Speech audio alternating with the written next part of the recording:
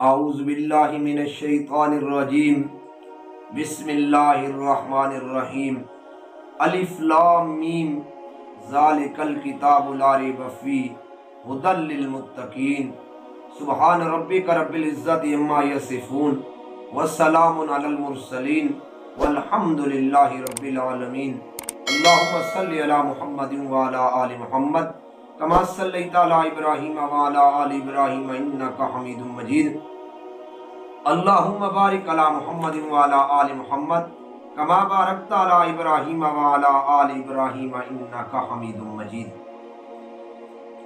میرے دوستوں اور بزرگوں، عزیز نوجوان ساتھیوں اور سننے والی میری ماؤں اور بہنوں، سورۃ البقرہ کا سورۃ الفاتحہ سے کیا ربط تھا یہ پہلے ویڈیو میں بیان کر چکا ہوں۔ آج سورۃ البقرہ کا خلاصہ بیان کریں گے۔ تو سورۃ البقرہ کے 4 حصے ہیں، یاد کر لو، انشاءاللہ زندگی میں کام آئیں گے۔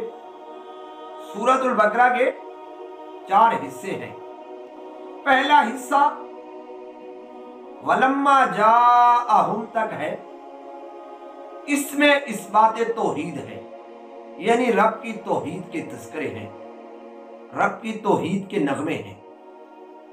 اور سب سے زیادہ کائنات میں جو چیز اللہ کو پیاری ہے وہ رب کی توحید ہے۔ توحید ہے تو سب کچھ ہے، اگر توحید نہیں ہے تو کچھ بھی نہیں ہے۔ بندہ جو مرضی کرتا رہے لیکن رب کی توحید نہیں ہے، رب کا وحدہ لا شریک نہیں مانتا، یا رب کو مانتا ہے لیکن ساتھ ساتھ اوروں کو بھی ملا دیتا ہے، تو اس کے اندر توحید نہیں ہے۔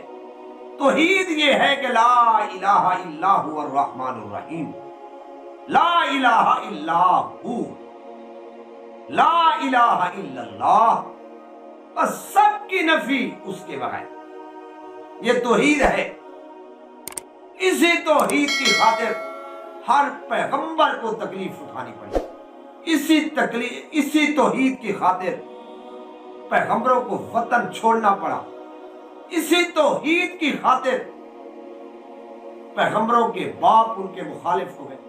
جیسے حضرت ابراہیم علیہ السلام کے بارے میں اللہ کا قرآن کہتا ہے، جب حضرت ابراہیم علیہ السلام نے اپنے والد گرامی کو سمجھایا کہ اے میرے ابا جان، یہ آپ کن کی عبادت کرتے ہیں، یہ نہ نفع دے سکتے ہیں نہ نقصان دے سکتے ہیں، نہ تیری کوئی مدد کر سکتے ہیں، نہ تیری کوئی سفارش کر سکتے ہیں، نہ تجھے نقصان نہ نفع، کوئی کام بھی تیرا نہیں کر سکتے، اور ڈر ہے مجھے کہ کہیں اللہ کا عذاب نہ آ جائے۔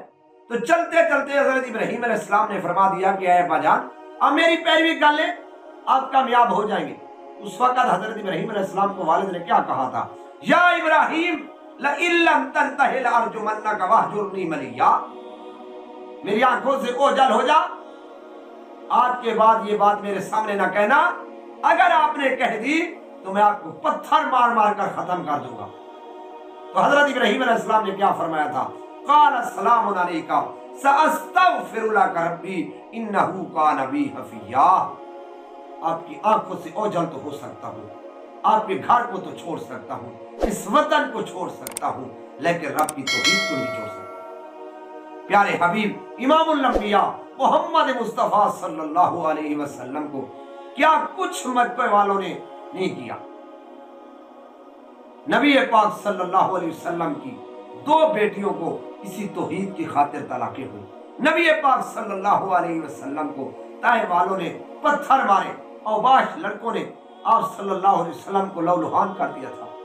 نبی پاک صلی اللہ علیہ وسلم کو مکہ چھوڑنا پڑا، نبی پاک صلی اللہ علیہ وسلم کو اپنا گھر چھوڑنا پڑا، اللہ کے پاک پیغمبر کو بیت اللہ شریف چھوڑنا پڑ گیا۔ صرف وجہ کیا تھی؟ رب کی توحید۔ اللہ نے فرمایا وَمَا أَرْسَلْنَا مِن قَبْلِكَ مِن رَّسُولٍ إِلَّا نُوحِي إِلَيْهِ أَنَّهُ لَا إِلَٰهَ إِلَّا أَنَا فَاعْبُدُونِ۔ حضرت موسیٰ علیہ السلام کو اللہ نے فرمایا تھا لا الہ الا انا فاعبدنی، اے میرا محبوب پیغمبر، یہی میرا حکم ہے، میری توحید کا پرچار پوری دنیا میں کرنا ہے۔ اور نبی پاک صلی اللہ علیہ وسلم نے بھی کیا، ہر پیغمبر نے یہی کیا۔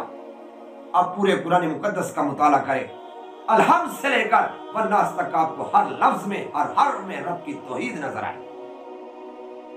تو پہلے حصے میں اثبات توحید ہے، دوسرے حصے میں لیسل برو سے تک ہے، اس میں اثبات رسالت ہے، یعنی نبی پاک صلی اللہ علیہ وسلم کی رسالت کا ذکر ہے۔ تیسرے حصے میں جہاد کا ذکر ہے، جو آج مسلمان بھول بیٹھے۔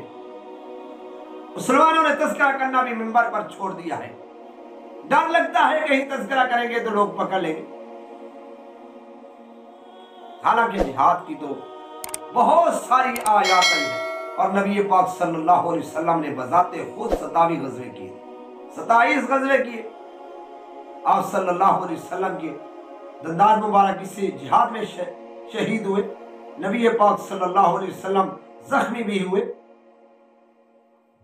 بہرحال تیسرے حصے میں جہاد کا ذکر ہے، اور اس سورت کے چوتھے حصے میں انفاق فی سبیل اللہ کا بیان ہے۔ یہ بالکل مختصر اس سورت کا خلاصہ تھا۔ دعا کرو اللہ رب العزت مجھے اور آپ کو سمجھنے کی توفیق عطا فرمائے۔